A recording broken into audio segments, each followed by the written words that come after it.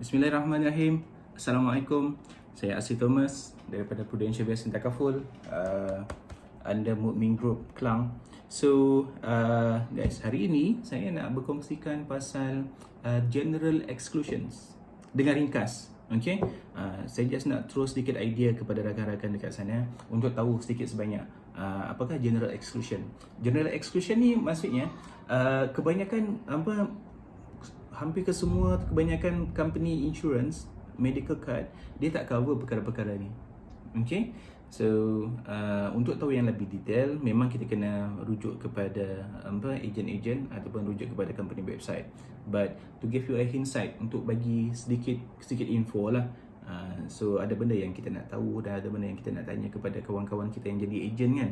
Alright, but sebelum saya terangkan general exclusion, pengecualian umum untuk medical card ni, saya nak bagi tahu bahawa supaya jangan keliru antara pengecualian umum kad perubatan dengan pengecualian umum the whole insurance plan.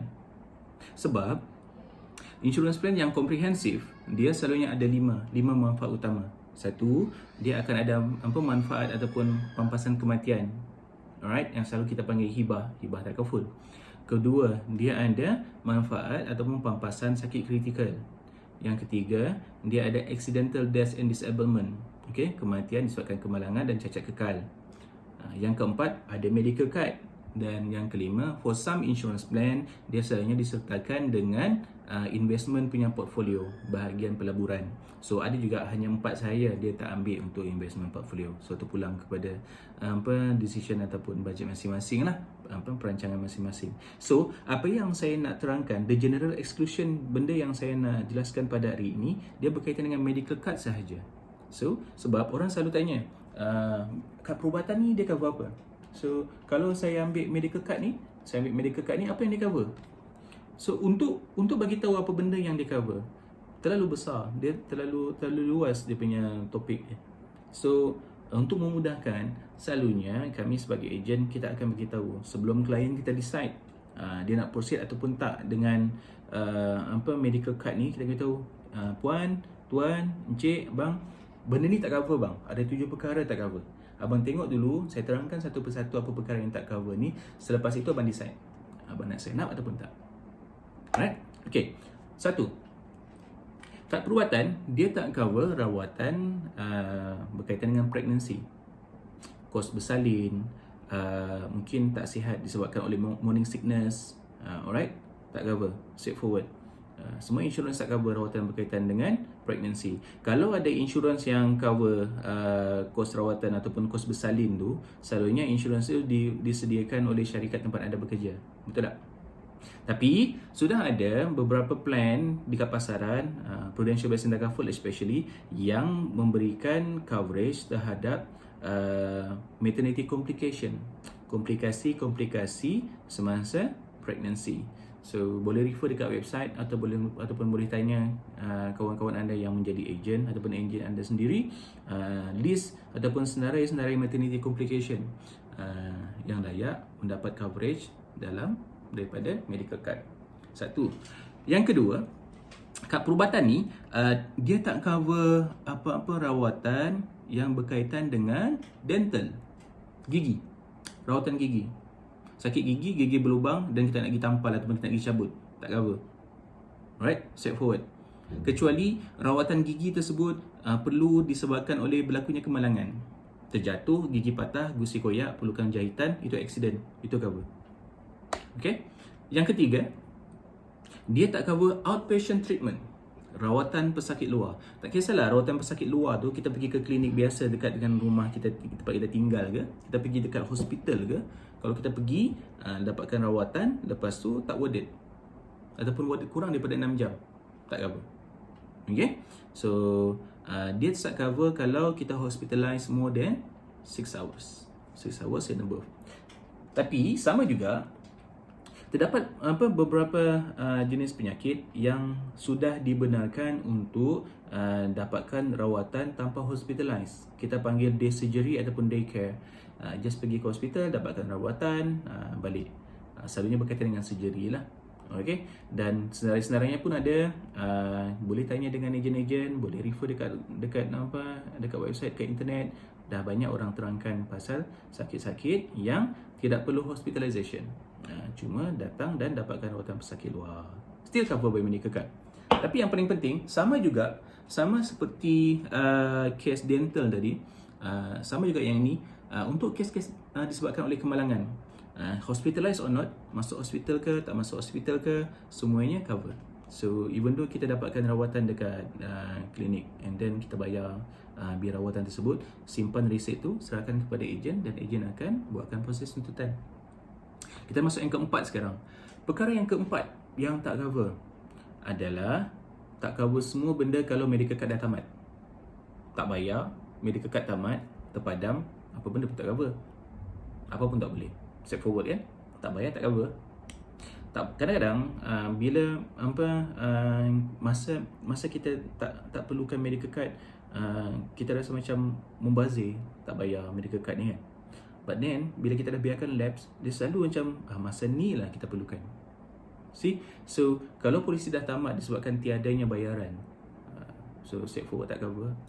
Yang kelima, okey. Yang kelima ni dia dah masuk agak teknikal sikit. So namanya kita sebut pre-existing illnesses, iaitu sakit-sakit yang sudah ada sebelum kita ambil medical card. Sebagai contoh anak saya yang sulung, sebelum saya ambilkan dia medical card, dia dah ada sejarah sakit bronchopneumonia, bronchitis ataupun asthmatic.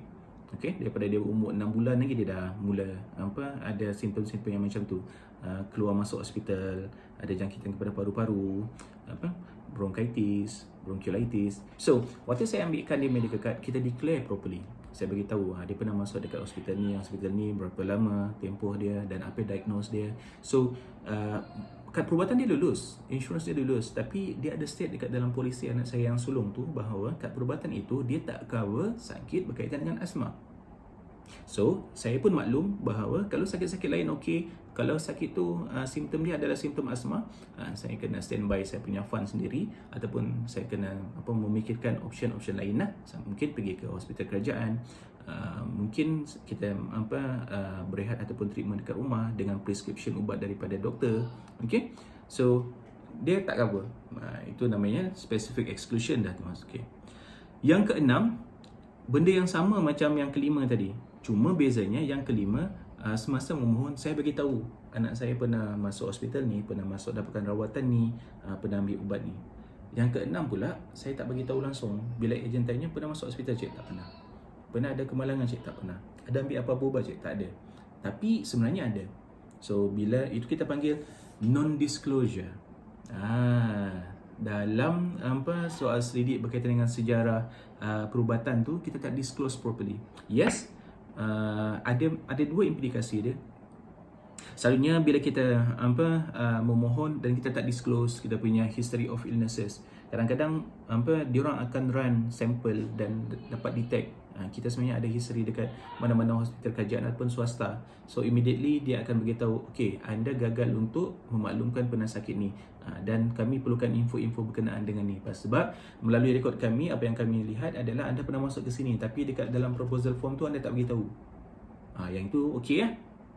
Kadang-kadang dia terlepas, kita tak beritahu kita ada sejarah sakit dan polisi pun dah approve. Bila masanya kita nak pakai, dan masa itulah semua rekod kita keluar dan kita pula dah bayar selama beberapa puluh tahun tanpa menggunakan kad perubatan tu. So masa nak pakai, masa itulah sangkut. Dia nak investigate. Masa proposal stage dulu tak bagi tahu pun pernah masuk disebabkan oleh asma. Tapi sekarang ni bila tengok, sebenarnya sebelum ambil lagi dah pernah ada rekod dapatkan rawatan asma di hospital ni. So dia ada right untuk question. Okay, so itulah kami selalu cakap, kita declare properly. Biar lambat, biar sukar, biar susah masa apply. Jangan susah masa claim. Sebab waktu during application punya proses tu, kita dah declare, kita dah dapatkan semua rekod-rekod perubatan kita daripada hospital, dan lepas tu hati kita dah lega. Kita cuma perlu bayar setiap bulan kita punya commitment contribution ke dalam kita punya tabung tabaruk takaful. Bila masa yang mungkin kita memerlukan, kad perubatan tu dia cover. Daripada dia proses cepat, kita sorokkan sakit, kita sorokkan rekod perubatan semua okey, tapi masa nak guna nanti sangkut investigation.